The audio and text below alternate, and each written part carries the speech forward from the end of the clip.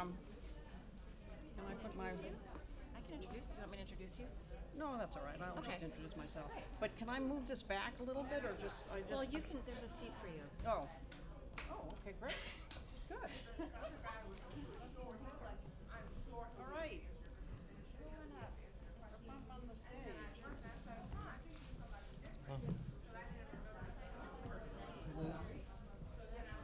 Any designated place?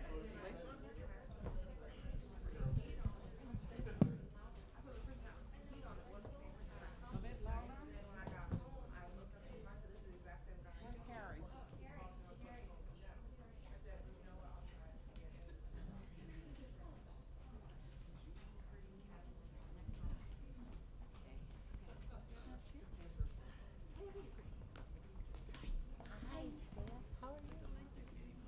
Hola, ¿qué tal? Ana Luisa de Hi there. Habla español. Bom dia. Tudo bem? Tudo bem, tudo bem. Okay.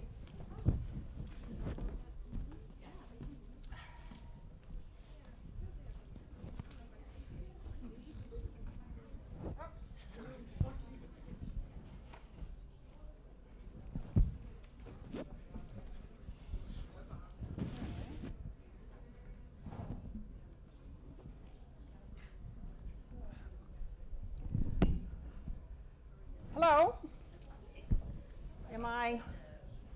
Can you hear me? Yes. All right. My name is Julia Preston. I'm a contributing writer at the Marshall Project, and I had the enormous privilege of being on the board of the Mariah Morris Cabot Awards that selected these magnificent journalists for the awards.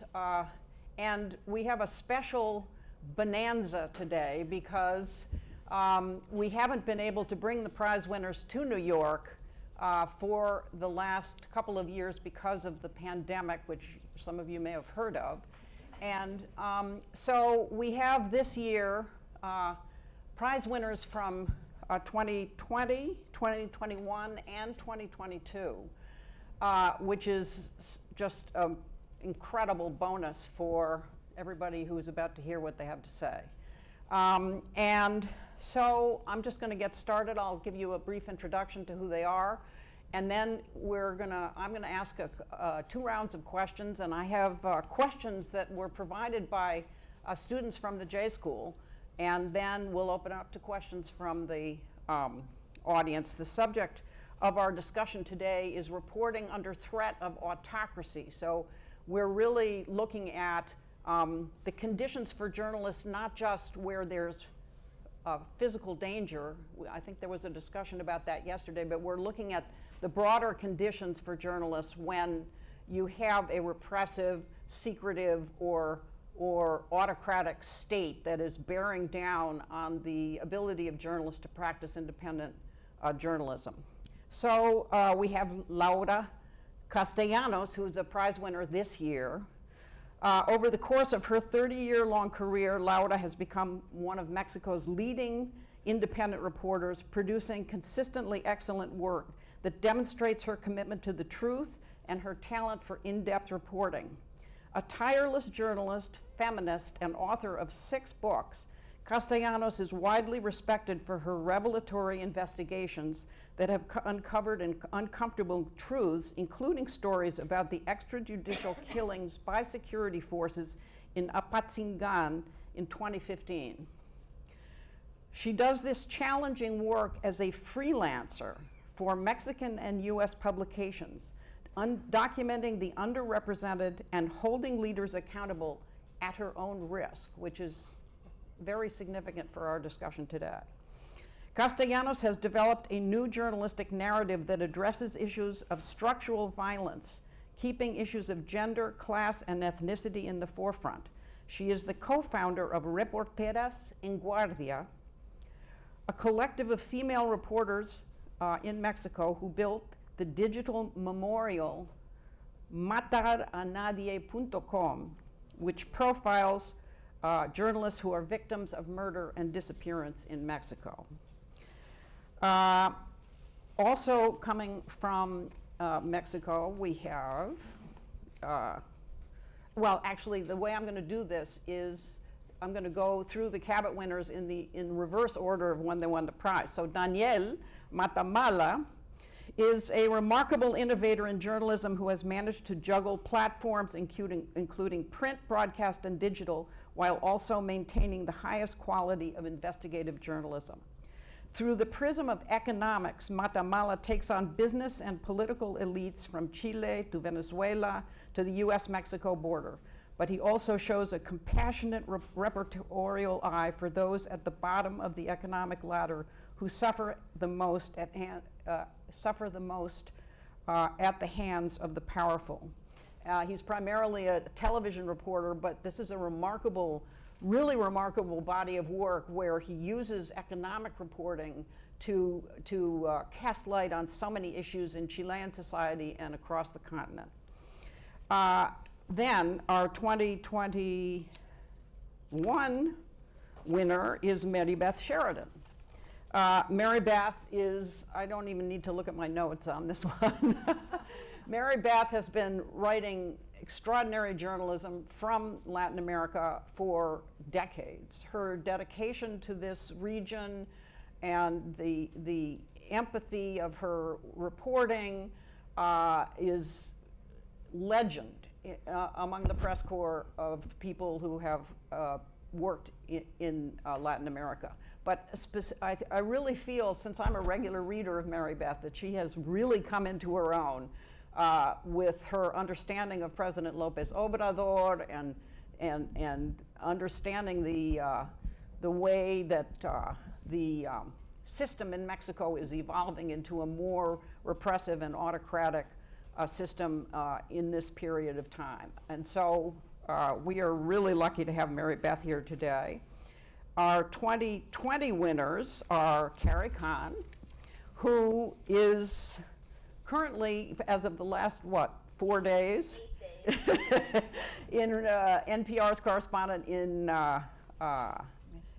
Rio de Janeiro, but for 10 years, she was a superb radio correspondent in Mexico and went to Haiti and the Caribbean, and hopefully there are many people in this room who have woken up to the voice of Carrie Kahn bringing you this.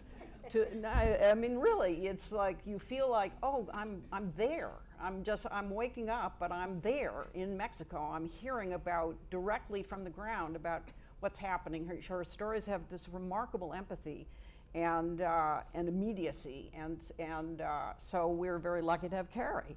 And our other 2020 winner is Patricia Campos Mello, who is, also don't need notes for this one, incredibly gutsy Brazilian journalist who has been just relentless in her coverage of power in Brazil, and particularly in the last few years, an understanding of the potential of social media and technology, communications technology like WhatsApp, to perpetrate misinformation and disrupt the electoral system in Brazil.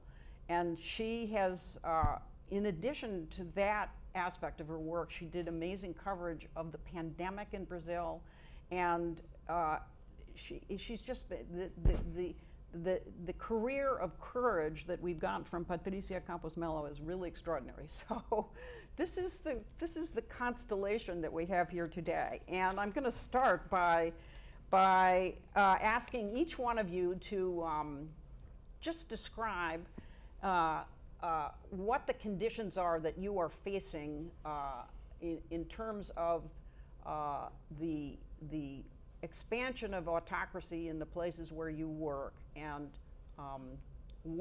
just give me a summary of what that means. And I'm going to translate this for Laoda into Spanish because Laoda wants to speak in Spanish today, so we'll do our best here.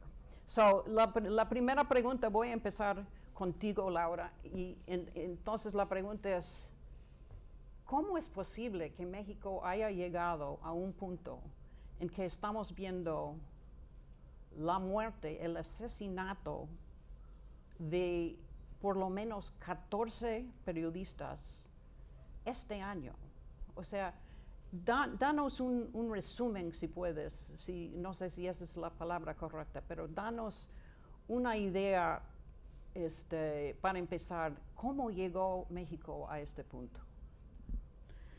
Bueno, antes que nada, muchas gracias por la invitación. Es un honor para mí estar en este espacio. Everybody Y here? Good? sí me escuchan. Okay. Y según Reporteros Sin Fronteras, porque cada organización de periodistas, de protección a periodistas, tiene sus propias cifras y algunos solo consideran, dependiendo de sus propias reglas de registro, un determinado número. Reporteros Sin Fronteras registra 15 asesinatos de periodistas en México. Y yo te comentaba que, bueno, incluso dicen,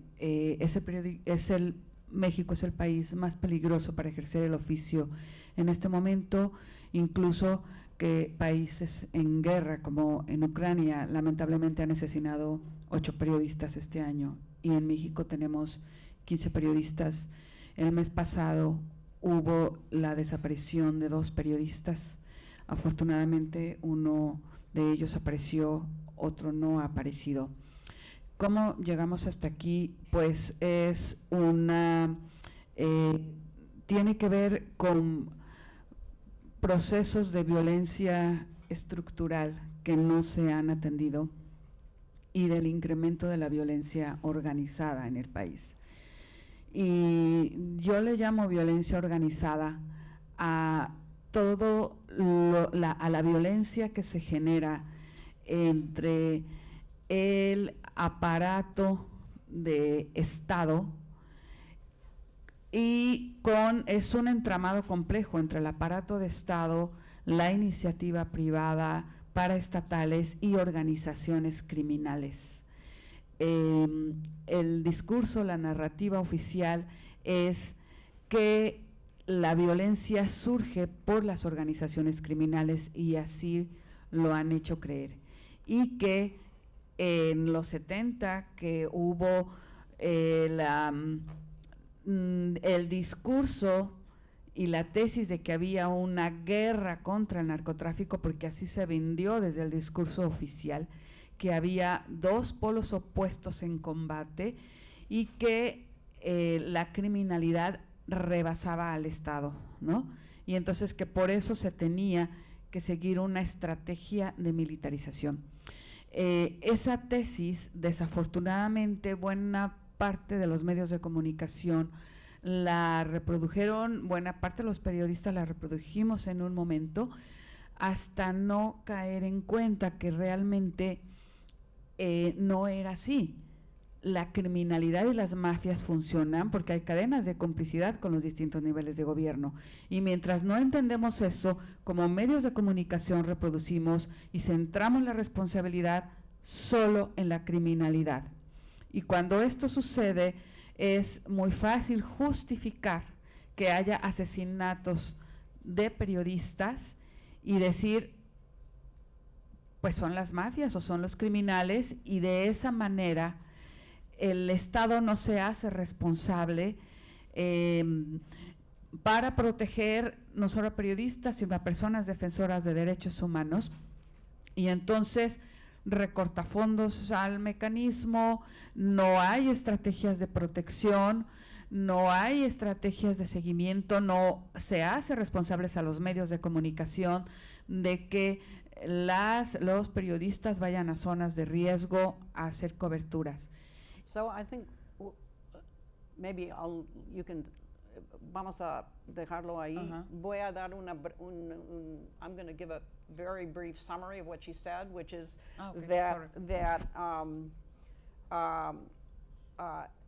for a period of time, the vision of the violence in Mexico was based on the idea that this was coming from organized crime and the cartels.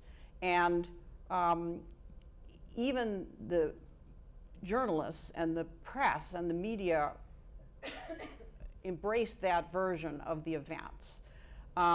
what has emerged from the reporting of journalists and in recent period of time is that there is complicity between organized crime and the government, to the extent that the narrative describes this violence as being coming only from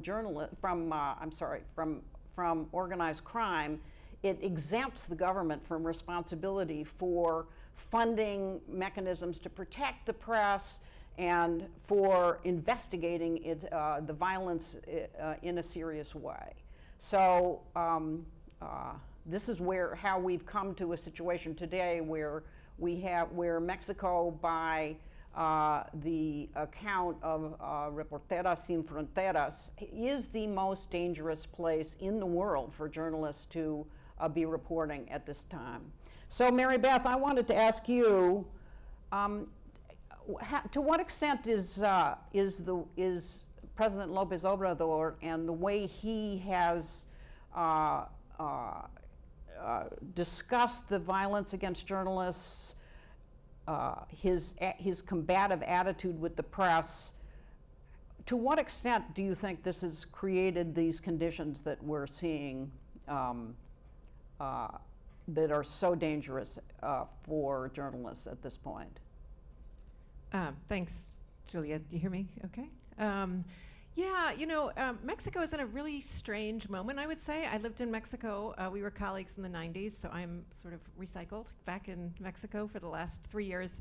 And in the 90s, the sort of story and the kind of big narrative was the movement away from a one-party state, which was obviously not as repressive of a state as some of the dictatorships that we've seen over history in South America, but it was a one-party state. Anyway, big movement toward democracy, and now you have a movement really back towards a very dominant one-party system, but you have a lot of democratic reforms that have happened and that still play out.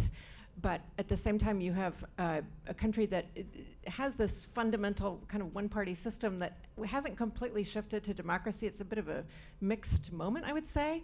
And one of the things that is really worrying about López Obrador is he's the most, on the one hand, accessible president I guess we've seen practically anywhere. He has a daily news conference that goes easily for an hour and a half every single day, right? But it is, at the same time, really a platform for him to control the narrative, and a lot of attacks on really anybody who disagrees with him, whether it's academics or journalists. He very much targets journalists. And that creates a situation, I think, where Mexico is still a country where politicians and others take their cues, the security services, et cetera, from the president. And sort of when he targets journalists as liars, enemies, et cetera, it both discredits or can discredit some of the reporting, including on his own government. But I think it does make journalists more vulnerable, because the message from on high is that that there's not the respect for journalistic work that you would believe is normal in a democracy. So I think that that has definitely kind of cast a chill, and we see in many ways that some of the protections you would have hoped for. For example, there's been a recent scandal with showing that the military is still spying on journalists with Pegasus. So some of the, on the one hand, I think AMLO, the president, presents himself as somebody who says, I was spied on, and I'm never going to, repress journalists. There is certainly a vibrant social media and media landscape, but there is definitely a sense that people who should be defending press rights are not. I think in my enthusiasm for Mary Beth's journalism that I failed to say that she is currently the Washington Post correspondent in Mexico. So I apologize for not providing that basic information. Carrie, you just finished 10 years, is that correct? Yes. In Mexico. Yes. And I'm wondering, as you came to the end of your period there, what conclusion do you draw about why the conditions have become so dangerous for the press in Mexico, so difficult for the press in Mexico? I mean, what was the evolution that you saw? Well, I'd just say it's one word: impunity. The impunity in Mexico is startling. It's disturbing, and it's just upsetting. You know, of those 15 journalists who were my friends that died in Tijuana, that I worked with, I started my career in Tijuana in the 90s, and Lourdes Maldonado was a reporter for 30 years. She knew how to navigate the 90s in Tijuana that were very violent, the 2000s. Why now was she killed? And we don't know. And there's so much that we don't know. And so those things are disturbing. And the shift to authoritarian throughout the region has been, depressing. This is going to be an uplifting seminar, but it's incredibly sad to watch the last 30 years in Nicaragua. It's just incredibly depressing. So many of my longtime sources are in prison right now, and occasionally they put out photographs of them, and I don't even recognize them. They've lost 30, 40 pounds, and just they were freedom fighters in the 90s. You know all of them, and the situation in Haiti is incredibly depressing. I shouldn't say this in a panel, but I think an international police force will return to Haiti by the end of the year. It's the exodus from the Caribbean is incredible right now in Cuba. It's just, it's very depressing. It feels like the special period of the 90s. We've seen a growth of the internet, but we've also seen how disruptive it can be for democratic institutions, like Patricia knows very well in Brazil, and so there's a lot of reasons, but I think in Mexico it's impunity. It's impunity and it's impunity. I'll stop there. Impunity. That you could walk into, you could pull a journalist out of their car in front of their office in Sinaloa, Culiacan, and shoot them in midday, and what happens to you? You know, that was Javier Valdez, who was a friend to all of us, and wasn't he a past award winner? Nothing happens to people. Like, maybe you get a lower level gunman or something. If you're looking at what happened in Ayotzinapa and with the murder of the 43 students, how many years has it been? 8 now? And we've seen so many iterations of people being arrested, and then they're let out either because there's not a case built against them. They were admitted things under torture. That's usually what happens. Even high-level officials that are in jail. I just watching carefully several cases throughout the years, especially the governor of Veracruz, who would set up businesses to funnel money through, and one was selling children's cancer drugs to the state hospitals, his own businesses. So he set up all these businesses, and he was selling vials full of water. You know, these are immoral politicians. They finally got him. He's in jail. He'll be out soon. The case against him is falling apart. Charges drop. You just watch it over the years. It's just impunity. And so that when you, as Mary Beth was saying, when you hear the president go off on reporters for 2 hours, Mary Beth being a favorite target too, the Washington Post and the New York Times, and and nothing, and so then people go out and kill journalists and nothing happens. So it's impunity. It's all that Laura was explaining too, the destruction of the structure and the institutions too, and there's a lot of incompetency and ineffectiveness, but it's really impunity. Patricia, so we go to Brazil, and I also think I failed to mention that your main identity is with the Folha de São Paulo. So what are the conditions that you're facing in Brazil now in terms of this threat of autocracy? How has Bolsonato affected the conditions for journalists? Well, first, thank you all, and I just wanted to say I'm very sorry about what's happening to our Mexican colleagues. The kind of threat we have in Brazil is very different because it's journalists are not getting killed as in Mexico, at least not in that massive manner, but it's a very insidious threat.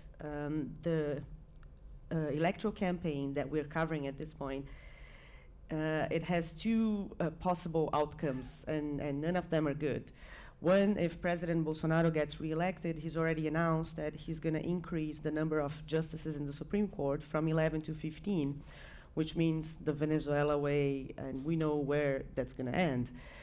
And if he loses the election, he's already let know, and we that monitor social media, that we're going to have our the Brazilian version of the big lie. So, and in Brazil it's a bit different because it's a less mature democracy. I mean, we had a military dictatorship until, I guess, like 35 years ago, over 30. So it is a very consequential election. I mean, we've never, since the end of the military dictatorship, it's the most important election because it's going to be the institutionalization of the autocratic, an autocratic government. For us journalists, covering this has been, well, first, Brazil is a large democracy, so we never thought we would be facing threats directly from the president, his sons, and especially with women journalists, female journalists. There's a very strong misogynistic aspect of it. So basically, and it's done, the way it's done, like how is censorship working in Brazil? On the one hand, you have SLAPS, the strategic litigation against public participation. So you have businessmen aligned with the president that are suing systematically with, for huge sums, several journalists, me included, in order to, intimidate. And on the other hand, you have actual intimidation that, like, it's either they're gonna have porn videos made with your face, which happened to me, or they're gonna have, like, a colleague of mine who just participated in the presidential debate, and we're gonna participate again. She asked a very tough question, and the president just, was very hostile to her. And what happens is that, like, a few days later, she had her picture, like a giant picture, in the middle of the pro-Bolsonaro rallies, and all kinds of threats, and now she has bodyguards, just like I needed to have back in 2018. So it's more subtle, but it's really like when we are publishing something or investigating something, we have to brace ourselves. It's not the regular, it's not what we learn in college, what you have to do, check your sources, check the documents. You have to sit tight because, okay, so is the president gonna call me, gonna say that I offer sex in exchange for information? Are they gonna, do some porn memes with my face? Or are they gonna call saying, you better leave the country if you want the safety of your son? So, yeah, it's different.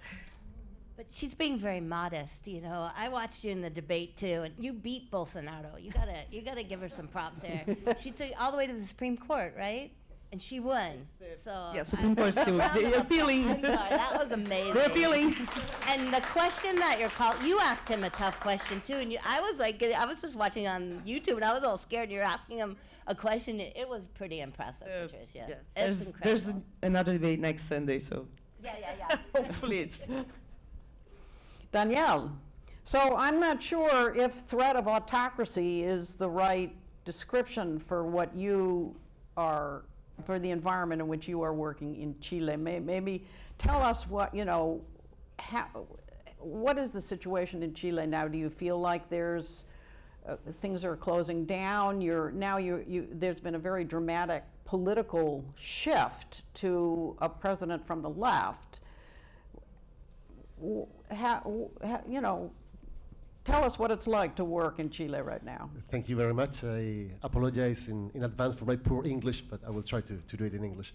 The situation, of course, in Chile is different. We don't have, fortunately, like serial cases of killing of journalists, like my colleagues in Mexico or in other countries. And what we are feeling is the kind of threat to the media that we can feel from authoritarian governments in some countries, or also for politicians, for parties that are using this kind of weapons against the press that here in the United States, President Trump created. and that were taken by President Bolsonato in Brazil. And they have some imitators in Chilean politicians that are very savvy in the use of the social media in order to intimidate, to threat journalists that they view as critical, as independent, and we have also, especially in the far right, politicians that use the power in social media in order to try to intimidate every journalist that they feel that could be a threat for them. This idea of the press, or the liberal press, or the progressive press, as the enemy of the people, is an idea that unfortunately is very popular also in many countries of Latin America. In this way, probably the environment for the media in this aspect in Chile is more similar to the environment that you can see for journalists here in the United States, where you know that exposing situation about some politicians or criticize some politicians will have as consequence a massive wave of harassment and threats via social media from their supporters. So this is kind of the reality there. Also, I want to say that power is not only the government, and in many countries, and I think it's the situation in Chile, the economic power is also a very relevant situation that you have to have in mind. Chile is an economy that is very concentrated in some very large groups that have relevant position in every area of the economy and also in the media. And of course, they have the power to make things difficult to journalists that will investigate corruption situation, or that will be maybe critic of this kind of concentration or the relation between politicians and these companies and these oligarchs. So I think this is also an important thing to have in mind when we talk about, especially about Latin America. Sometimes the power of the government is not so relevant as the power of also the economic powers that has a lot to say in how we try to create an independent ecosystem for the media and for the journalism. Okay. All right, so now I'm going to ask a round of questions that were actually posed by students from the journalism school. And so we'll start with Laoda. Aquí los estudiantes tienen una preocupación muy práctica. ¿Qué es lo que se puede hacer en el foro internacional para ayudar a los periodistas en México para su protección, para su apoyo? Es decir, yo creo que hemos experimentado todos la sensación de desamparo, de helplessness, como se dice en inglés, de inutilidad cuando leemos lo que está pasando con los colegas en México. ¿Qué es lo que, aquí tienes una oportunidad, qué es lo que podemos hacer para ayudar? So I asked her, what can, I think the questions from the students are basically asking, what can we do to help with this terrible situation that's taking place in Mexico? Bueno, pienso que es muy importante apoyar la difusión del periodismo crítico, seguir en redes sociales a periodistas críticos. También de pronto se articulan retículas de colaboración binacional para algún tipo de trabajo de investigación que tenga que ver con asuntos binacionales, asuntos de la región, y eso es importante porque a veces se necesita apoyo de este lado para algunas cuestiones de investigación, ¿no? Pienso efectivamente que en la medida en la que también el estudiantado esté atento de lo que sucede con los casos de asesinato y desaparición allá, y que difundan esos casos, y concuerdo totalmente con lo que decía Carrie, que es la impunidad. la que posibilita el que se sigan cometiendo asesinatos porque no pasa nada, que podamos tener eco fuera del país, ¿no? De pronto a los gobiernos autocráticos les preocupa también su imagen fuera, ¿no? Su imagen internacional. Y a veces como a López Obrador de pronto no le importa y manda todo al carajo, ¿no? Pero sí, realmente, por supuesto que particularmente la imagen de México en Estados Unidos, por las distintas relaciones de poder y políticas y demás, le es importante. Entonces, si pueden ustedes ayudar, difundir, incluso en ocasiones el hecho de que lean un reportaje en español y que puedan, o una nota importante, traducirla y difundir en sus redes como un gesto individual, ¿no? Es, digamos, que un aliciente, una ayuda, o que contacten a redes de periodistas que hay diversas en el país para decir desde aquí cómo les puedo ayudar en caso de que hagan algún tipo de investigación que se necesite también de este lado. Okay, let me see if I can give you a brief translation of that. One, it would be very helpful if you identify journalists who are working and follow their work on social media.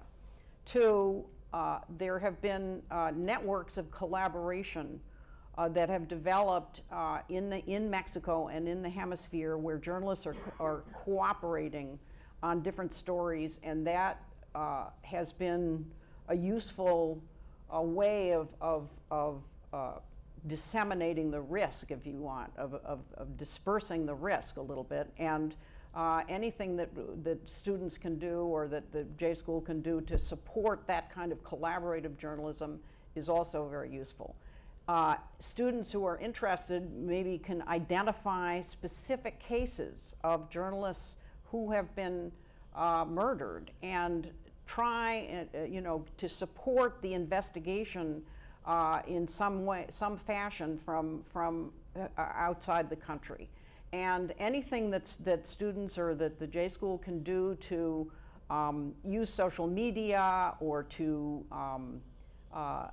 sort of broadcast and publicize this violence that's taking place against journalists can be effective, because although López Obrador is not one of the Mexican presidents who is most sensitive to public opinion in the United States, as she said, sometimes he doesn't give a damn, but in general, Mexico is sensitive to public opinion in the United States, and anything that can be done in this country to kind of cast light on this, this situation has been building for years, but this year, I mean, it's at least 14 of our colleagues have been murdered. It's war that's going on against the press in Mexico this year. So, so those are some of the things that Laoda sees that can be done to help.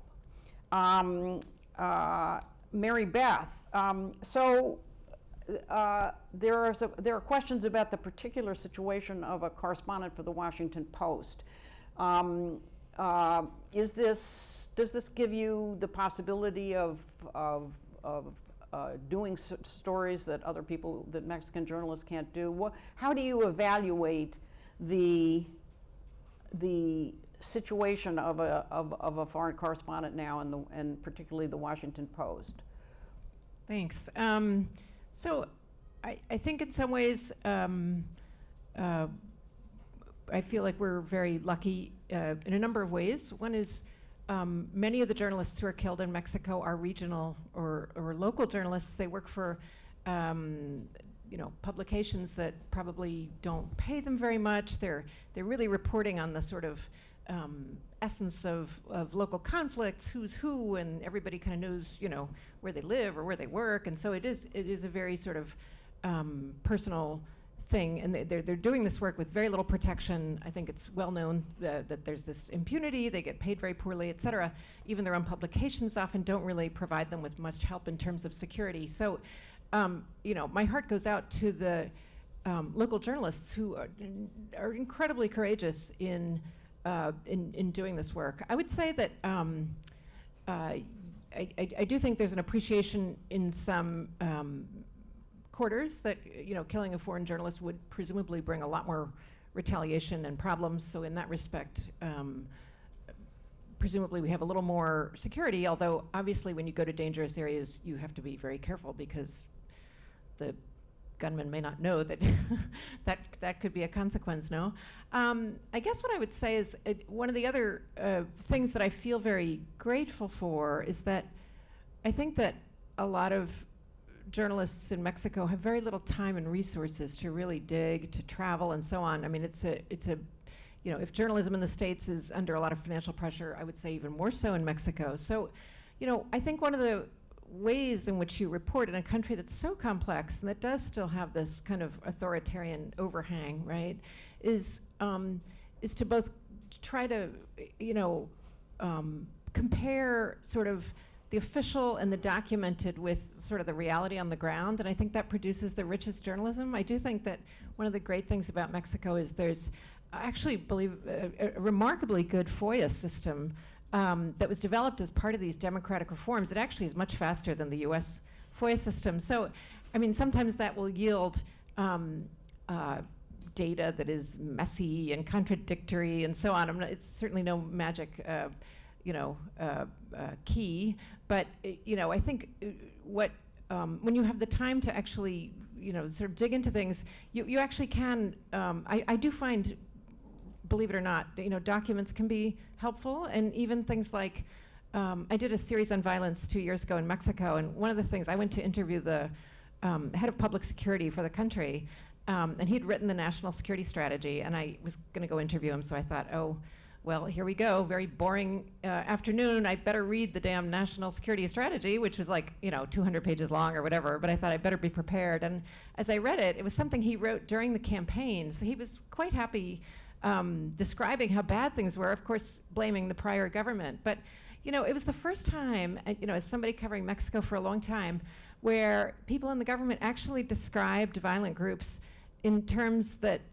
that likened them with the insurgent groups of Central America. Now, this is a very different reality, as Laoda pointed out. I mean, crime groups typically in Mexico have a lot of ties to security forces and business groups and politicians and so on. It's not a sort of two-sided conflict. But I just, you know, I think trying to establish reality in Mexico, trying to get beyond the official government discourse and find out what they really think, because sometimes they do actually have an, you know, understanding of what's happening. That was very helpful. But I think to contrast with that, you know, my feeling is one has to get outside often of Mexico City, or at least of the sort of bubble, you know, of you know, media or government, whatever it is. And I do find when you go to so many parts of Mexico that are violent, smaller communities, it you know, people will talk more openly, and you sort of can realize just how dramatic the situation is and get much closer to how conflict plays out, for example. So I guess to wrap up, I would say I am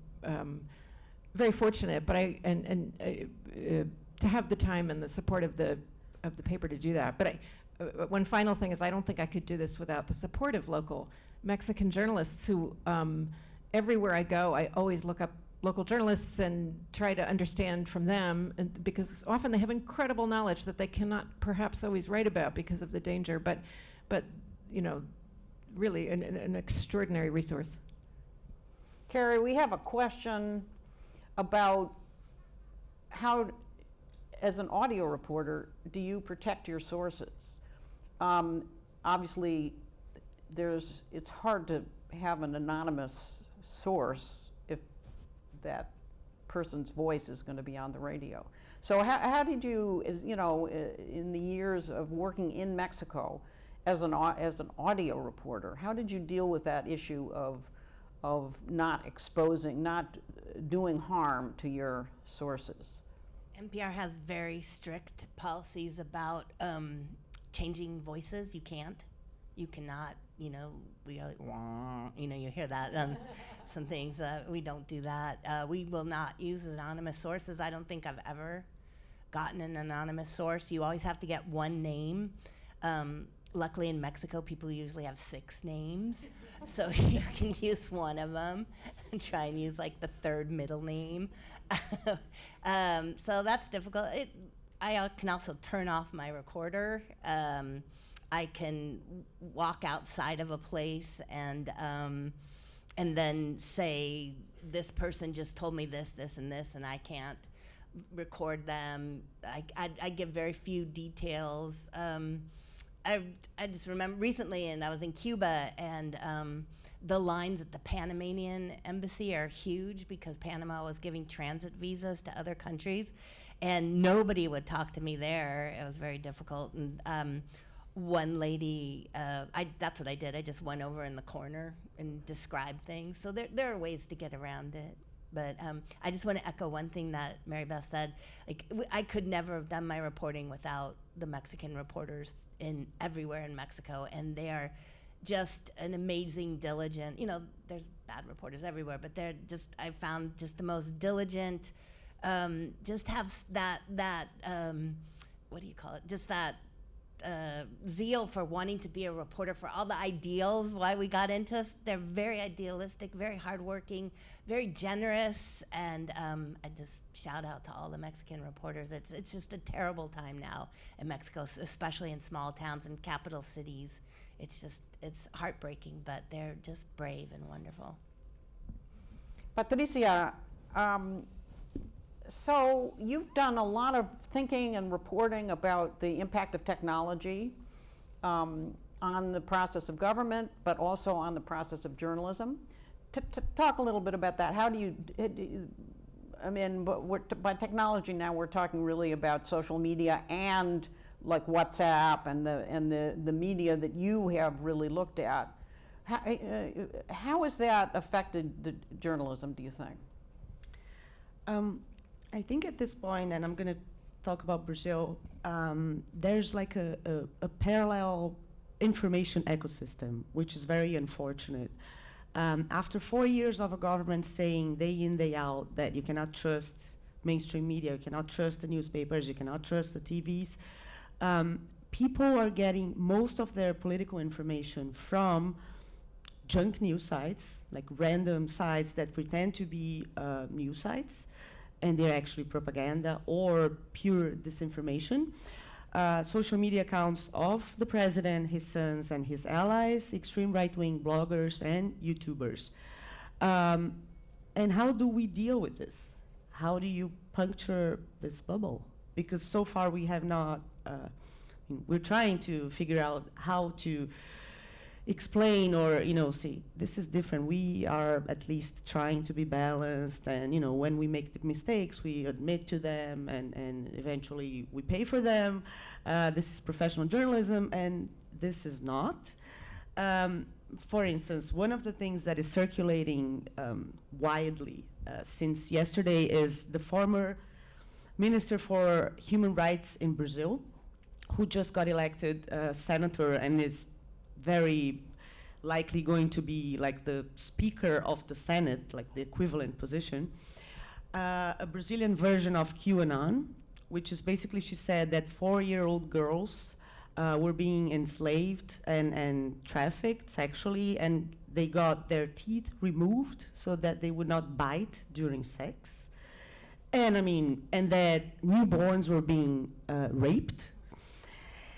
And sort of saying, this is what's going to continue to happen if we have a left-wing government. How do we deal with this?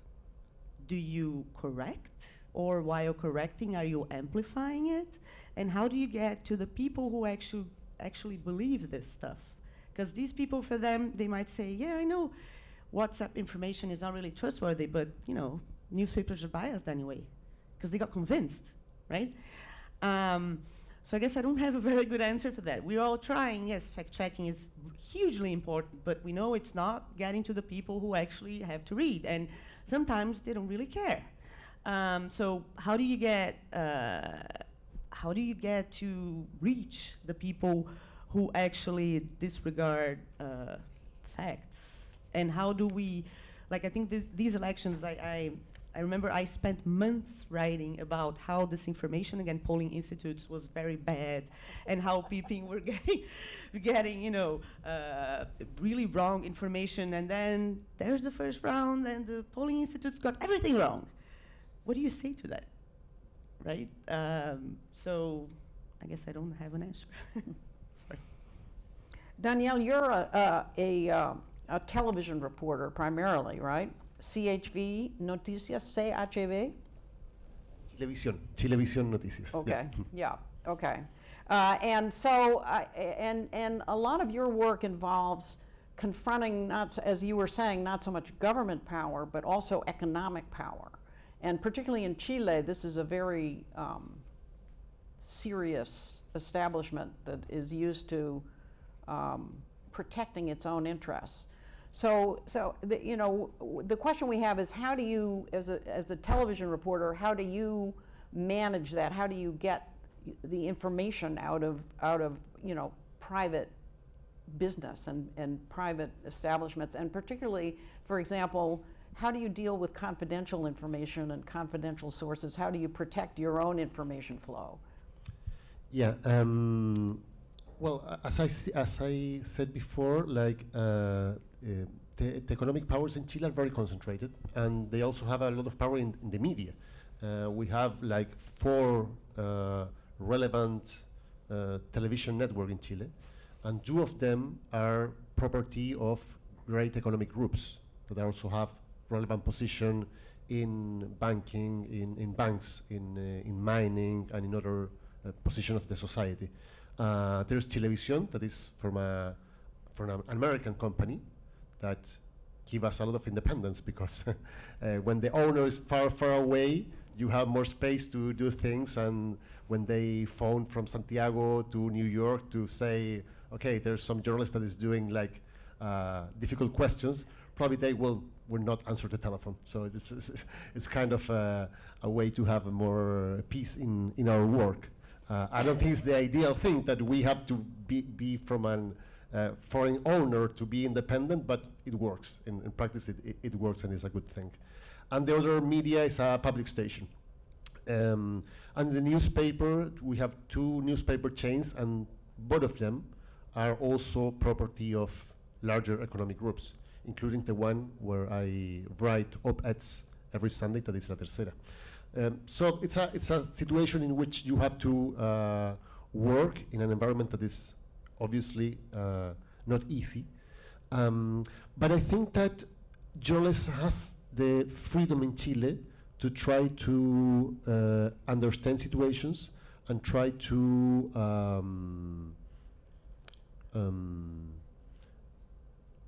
receive information from a lot of sources. I have a very good relationship, for example, with the people that were working in investigation about corruption in the prosecution system, that has a lot of information about how economic powers work with politicians in order to finance campaigns in an illegal way. And we have a lot of information, and there was very advanced investigation that revealed how economic groups were financing politicians illegally. Unfortunately, that ended in impunity. There was a big agreement, a tacit agreement, between all political parties in Chile, from right to left, like 6 years away when this investigation were being development, and no one finally go to jail. One of the most famous cases, there was Penta case. Penta was a large investment groups which very close ties to political parties, and they were convicted. They have a lot of evidence of financing of illegal campaigns, tax evasion, and other crimes. And finally, they were convicted. They were declared guilty, and they were sentenced to attend ethics classes in a university. I think every Friday they must go to a university and go to ethics classes for 1 year. And that was done. And so in Chile, that's kind of like a phrase for saying nothing will happen. Oh, they will have ethics classes. There will be everything. And unfortunately, that is the situation in the mass majority of the cases of corruption in my country. I think we have time for one question from the audience. Yes.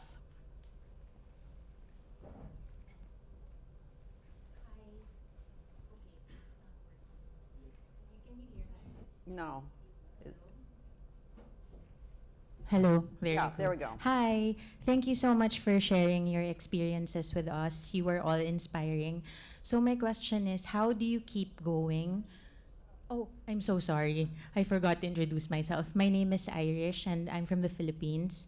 So how do you keep going when you see your friends being killed for simply doing their jobs? When you get a threatening phone call, not just threatening you, but the person most important to you. How do you keep going? What do you tell yourself? Thank you. ¿Cómo sigues trabajando cuando ves que están matando a tus amigos? Bueno, yo quiero decir, como mencionaba Carrie, que el gremio periodístico que está en la mayor vulnerabilidad es el que está en las pequeñas comunidades, en los medios de comunicación del interior del país. Y afortunadamente yo directamente no he tenido pérdidas personales de amigas, amigos, pero digamos que todos formamos parte de un mismo gremio y nos duele cada muerte y cada asesinato. En el caso de la colectiva que cofundé, Reporteras en Guardia, lo que buscamos a través de este memorial digital es combatir el olvido y exigir justicia. Y precisamente es para mí tan importante el trabajo periodístico para seguir visibilizando el aumento de la impunidad y de la violencia. Y eso es lo que hace la mayoría de periodistas, aún en condiciones de dolor, de mucha frustración, de mucho coraje, porque la violencia sigue aumentando. The most vulnerable journalists are the ones at the local level, as Carrie was saying. I have not had personal loss myself, but the journalists in Mexico, each death, each act of violence, they feel it, we feel it in our hearts.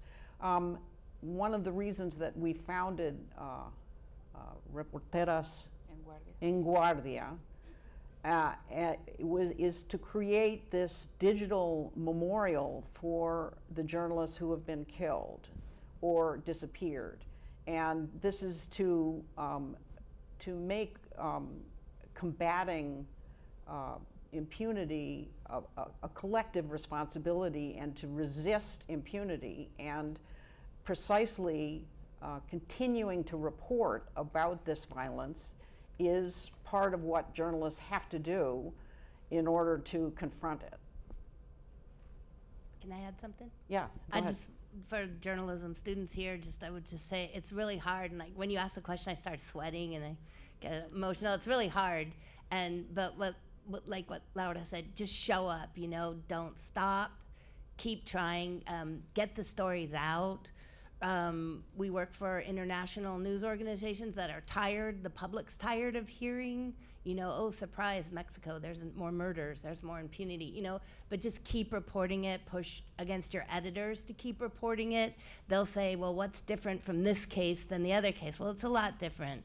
Also, show up. We show up to their funerals. It's horrible, but we try and get groups of journalists to come. And family members are just really appreciative when the International Corps comes, when their colleagues show up and they, you know, just give them a hug or write a story, just get it out there and just keep showing up and keep doing the work. It's really hard and it's depressing, but it, you know, I just saw, I was talking with a woman in Cuba, and Cuba just passed some very repressive freedom of information, just like anything that could possibly in any way mention the government without the government's permission. Like you could say Cuba's great, but you didn't ask permission, you could go to jail for libel. So it's a very repressive law in Cuba. And I was talking to a young journalist, and I was, what are you gonna do? The law went into effect like 3 weeks later, and I thought she was gonna say, I'll fight it. She's like, I'm done. I'm gonna go work in a restaurant. You know, it's very sad.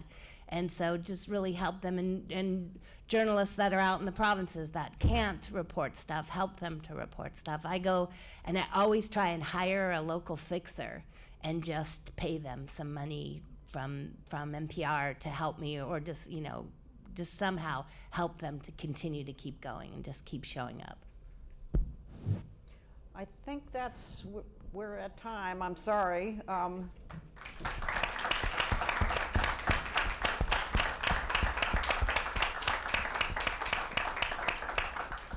Okay. I expect that